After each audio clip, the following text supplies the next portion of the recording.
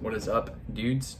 Today is the 20th of August, and I am in LA. Yeah, that's why the background's different, so I'm at an Airbnb. I've been in LA for like 3 or 4 days now, and I actually fly out in like 2 hours. So I want to get this video out to you guys for all the information I have in regards to just enlisting in the Guard. That's why I'm out here. If you look back at my second video, maybe that's when I found out I actually had to come out here to do that, which was a little frustrating because there was a person that actually did get to FaceTime the recruiter and swear in that way. I was like, damn, that would have saved me about $1,000, but whatever, it's cool. I've enjoyed my trip. So I wrote down stuff to help this go smoothly. So first things first, LA. I don't know if anybody knows this, anybody that lives outside of LA, but there's a lot of smog here. I didn't know that. When I first landed, I was like, damn, it's cloudy. And then I was like, that's smog. That sucks. You can't even see the mountains from a good portion of LA, actually. If you go up to North LA or West LA, maybe you'll see the mountains.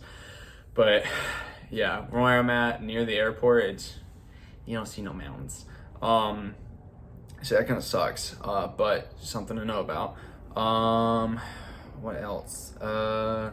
So I drove up to Oxnard.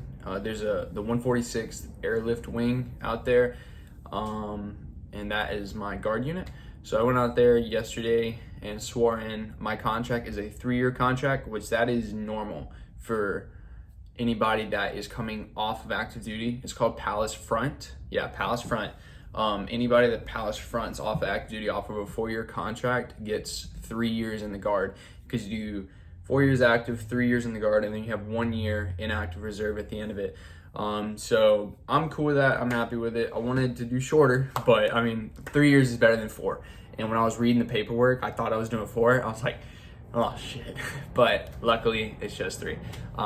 So yeah, one really big thing that they harp on is to bring a voided check or some form of direct deposit form, so you can put down all your information so they can pay you for your drill time. So that was a big thing. But your recruiter will tell you all that. So yeah, and then my leadership came down for the medical group there, came down and said, hey, introduced themselves, and I introduced myself and kind of chit-chatted and stuff like that.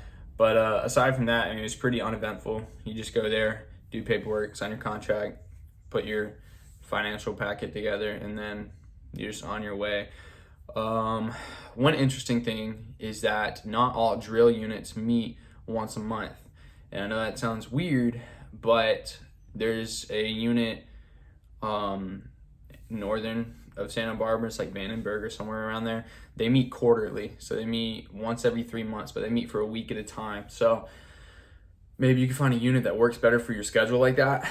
I think that's a super cool gig. I mean, just 1 week out of 3 months, that's really good. But for me, I don't think it would work that great because I'm in college. So yeah, that may get in the way of classes. So for me, it is 1 week in a month, 2 weeks out of the summer.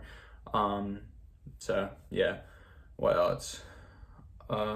Oh yeah, so I'm going to college. I'm gonna go to UC Santa Barbara. I start classes there in about a month.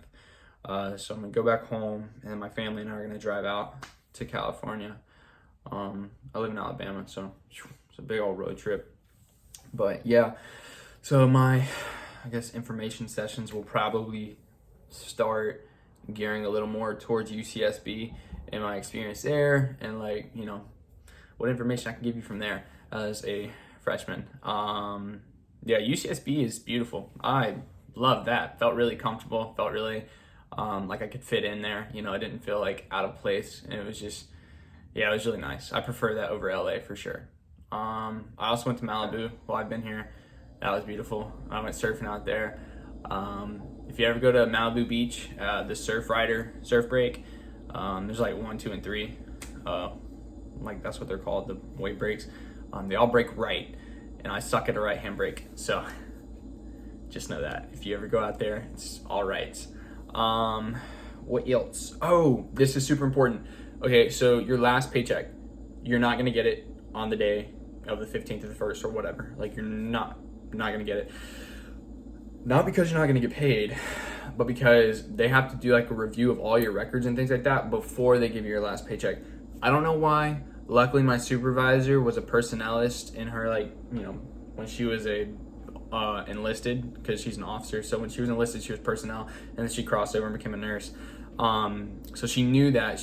I hit her up and asked her, but she knows about all that stuff, and she said that for your last paycheck, you're not going to get it on that day. The 1st or the 15th, you're going to get it later on, maybe like a month later, because they have to review all your records and things like that. I don't understand that, but as long as I'm going to get my last paycheck, that's all that matters. So that would be nice. But yeah, so I mean, that's pretty much it. I just kind of, you know, full throttle went into that one. If you have any questions, hit me up on my Instagram. I'll put it in the description below. Yeah, sweet. See you guys soon.